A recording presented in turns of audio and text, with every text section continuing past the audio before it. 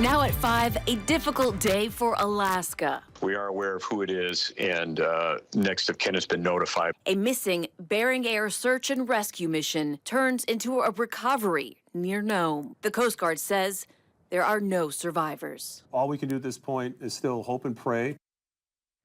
Lots of sadness across the state tonight. 10 people have died in a plane crash in western Alaska.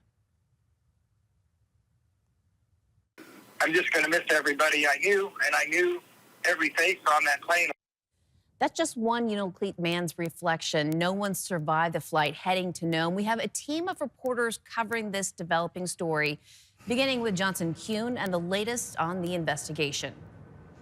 Rebecca, as the Coast Guard updated their recovery mission, they said in a social media message their thoughts are with all those this crash has affected. 10 adults, 9 passengers, and a pilot were on board. The Coast Guard says they've recovered 3 bodies, and they believe the 7 other bodies are in the plane, but say the plane's condition has made it inaccessible. A big question during a news conference earlier today: what circumstances could have led to the plane crash? Weather conditions were mentioned several times as the Coast Guard described a sudden drop.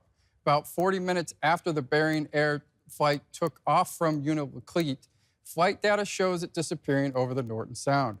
The Coast Guard confirming today the plane was found 34 miles southeast of Nome. At around 3:18 p.m. yesterday afternoon, this aircraft experienced some kind of event which caused them to experience a rapid loss in elevation and a rapid loss in speed. And that is the question that NTSB will be investigating. We have learned that the NTSB administrator will be here tomorrow as part of the investigation. We'll continue to follow the process. Johnson Kuhn, Alaska's news source.